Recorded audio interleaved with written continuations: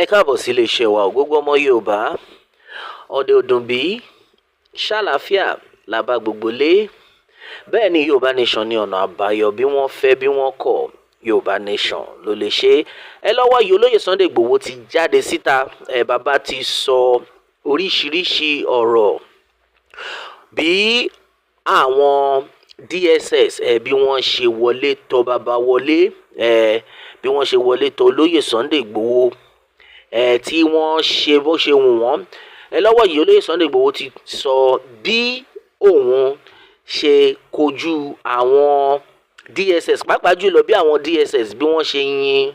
olóyè Sunday Igboho ní ìbọn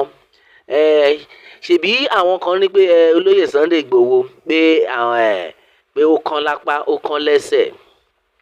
at the end of the day àwọn kan tiẹ̀ sọ pé ọlọ́run tó yíyọ ni wípé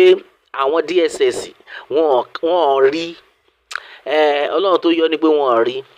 lọ́wọ́ yìí olóyè Sunday Igboho ti jáde o pé àwọn DSS face to face wọ́n wọlé tọ̀hún wá tá a bá sọ pé ẹni tí ọlọ́run bá ti gbéga kò sí ẹ̀dá alààyè kan náà tó lè gbé ẹni náà wálẹ̀ tá a bá ń pariwo wípé olóyè Sunday Igboho Elédùmarè ni ó yan olóyè Sunday Igboho láti jà fún òmìnira ilẹ̀ Yorùbá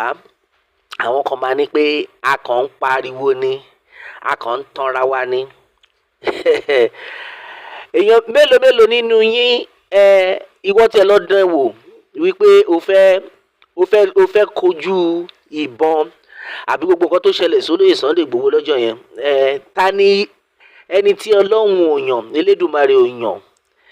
tó lè dánrú ẹ̀ wò táwọn DSS máa wọlé tó ẹ wá tó máa yin irúbọn yẹn tó máa pa àwọn ológbò tí wọn dẹ̀ ní rí ẹ mú tó dẹ̀ wà nínú ilé àwa tá à ń pariwo pé no going back ní ọ̀rọ̀ Yorùbá nation àwa ti rí green light àwa mọ̀ nǹkan tá à ń jà fún ìdí táwa fi ń pariwo pé gbogbo ẹ̀yin ọmọ Yorùbá tí ẹ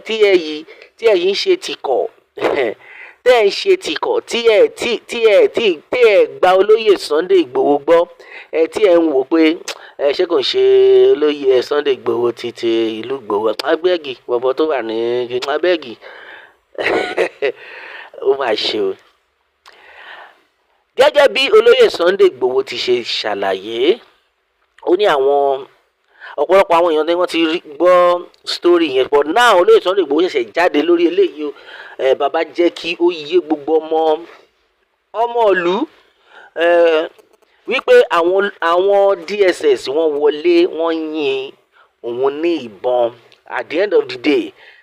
kí ló ṣẹlẹ̀ olóyè Sunday Igboho sọ tó jẹ́ pé ó ní pé lára àwọn DSS tó wá lọ́jọ́ yẹn kàn jáde kí wọ́n tó yin ìbọn yẹn tó má lè jáde pé irọ́ àwọn ò rí olóyè Sunday Igboho bóun dúró de ẹni náà tó má lè sọ pé òun ò rí olóyè Sunday Igboho síbẹ̀ àwọn kan ń pariwo wípé olóyè Sunday Igboho ó fo fẹ́ǹsì ni bóyá láwọn fẹ́ ó fo fẹ́ǹsì ó kan lápá ni báwọn DSS ò rí wọ́n ṣe gbá wọ́n ṣàwo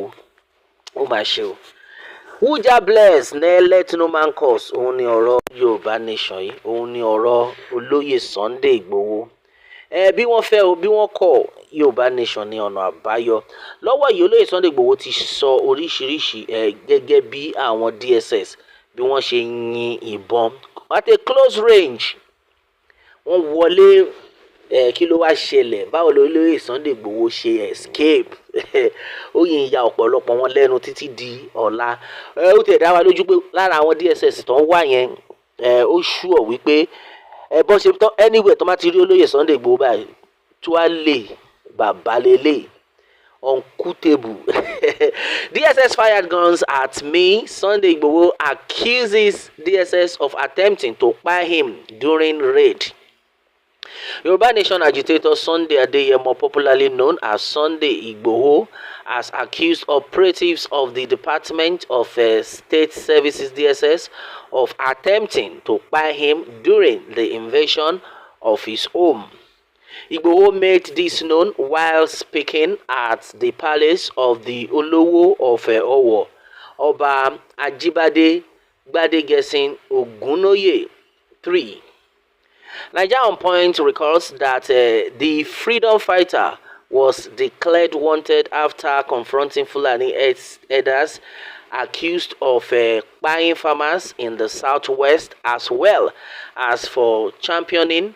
for the Yoruba Nation agitator. Now, on July 1st, 2021, DSS operatives stormed his residence in Ibadan, Oyo State, in an effort to arrest him. During the raid, the activist evaded capture and later fled to the Benin Republic, where he was arrested at the airport while attempting to travel to Germany. He subsequently faced trial there before being released following interventions by Nigerian leaders. Following intervention by Nigerian leaders. Okay. Now, recounting his ordeal during the visit to Oba Ogunoye, Igboho claimed that the operatives fired multiple shots at him during the invasion, but that divine intervention saved his life. Now, Taban sọ̀rọ̀ divine intervention. Ṣé ẹ̀yin tí ẹ̀ ń pariwo wípé irọ́ ni o, entertainer ni o, mélòó nínú yín ló lè dánrú ẹ̀ wò? Tí Ọlọ́run ò bá sí lẹ́yìn yín, olóyè Sunday Igboho náà confirm ẹ̀ pẹ̀lú gbogbo wọ́n ṣe yin ìbọn fún olóyè at close range. Ṣé kò yẹ kí kò yẹ kó máa bọ́ etí àwọn ọ̀tá ilẹ̀ Yorùbá, àwọn ọ̀tá olóyè Sunday Igboho wípé eléyìí ò ń ṣe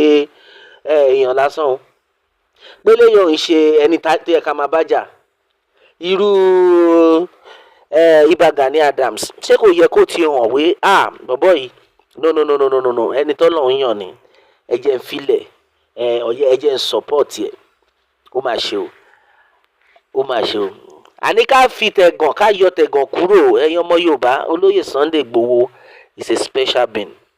Now, ó ti pẹ́ tó olóyè Sunday Igboho ti sọ orú àwọn ọ̀rọ̀ yìí tí àwọn kan rò bóyá ṣeré ni. Now, at close range, ṣé ìwọ tiẹ̀ ti bèrè, ó ti ronú pé àdúró náà báwo ni bọ̀bọ́ yìí, báwo ló ṣe escape invasion iná? Mélòó ni ló ti ronú sí pé báwo ni báwo ló ṣe escape invasion yìí? Nǹkan tá à ń sọ rèé. Sọ ọ̀pọ̀lọpọ̀ àwọn èèyàn máa ní kí ẹ máa wò ń tiyín, àwọn entertainer lásán ni wọ́n jàre, wọ́n kàn ń tọra wọn ni. Now, olóyè Sunday Igboho ó yìí wà láàyè, gbogbo náà là ń rí bó ṣe ń lọ. Thank God, gbogbo ọmọ ìlú ni wọ́n rí bí àwọn Fúlàní, àwọn agbésùmọ̀mí, DSS, gbogbo ọmọ ṣe ya wọlé ní ní July 1st, bẹ́ẹ̀ ni, ní July 1st, 2021. At the end of the day, wọn kò sẹ́ni tó lè believe wípé olóyè Sunday Igboho ṣì máa wà láyé. Kò tí ẹ sẹ́ni tó believe wípé olóyè Sunday Igboho wà nínú ilé lọ́jọ́ yẹn. Báwo ló ṣe escape? Àfi kí Elédùmarè máa ṣọ́ wa. Tá a bá ń pariwo pé no going back ní ọ̀rọ̀ Yorùbá nation yìí, a mọ reason, nítorí pé a mọ̀ pé Elédùmarè wà lẹ́yìn gbogbo ọmọ Yorùbá. Bẹ́ẹ̀ ni, ìdí tá a fi ń pariwo pé no going back, ṣẹ́yìn náà rí gbogbo bó ṣe ń ṣẹlẹ̀ nílùú yẹn. Wọ́n ń pa àwọn èèyàn lọ́tún, tó ń pa àwọn èèyàn lósì, gbogbo ẹ̀ náà lẹ́ ń rí.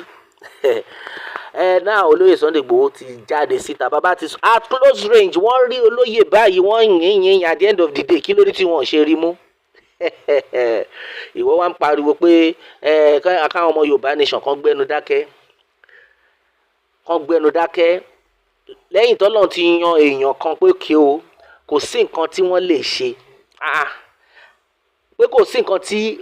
àwọn ọmọ Nàìjíríà kan lè ṣe, wọn ò ní rí ẹ mú.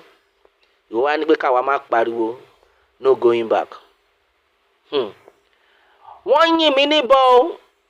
Yes, very well, but the prayers of you, my fathers, on me were answered. Ẹni kan ló mọ̀, the prayers of me, my fathers. Àní ká ṣá máa dúpẹ́ olóyè Sunday Igboho, ẹni tí àwọn ọ̀tá ò lè pa ni, nítorí pé Elédùmarè ti yan olóyè Sunday Igboho wọ́n fẹ́ pa mí nì gẹ́gẹ́ bí olóyè Sunday Igboho ti sọ àwa gbàgbọ́ pé no going back ní ọ̀rọ̀ Yorùbá nation àwọn kan ní pé irọ́ ni in fact nígbà tí mo lọ sí comment section mo tẹ̀ ní díẹ̀ kan sọ pé why you can't run where your juju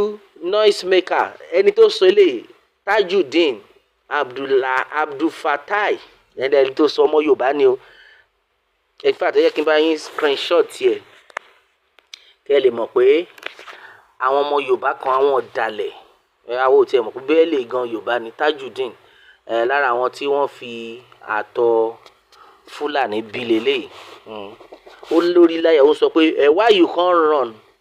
where your juju noise maker ṣe ń gbọ́ṣẹ́ ó ní kékeré tó olóyè Sunday Igboho ṣe sá lọ ṣé bàbá tiẹ̀ lè kojú ìbọn kó dẹ̀ tún wà láyé báyìí ó mà ṣe o ṣé ẹ rí nǹkan tá à ń sọ rè àwọn ọmọ Yorùbá kankan ló ń ṣe lè àwọn ọmọ Yorùbá àfi kọ́lọ́run ṣàánú wa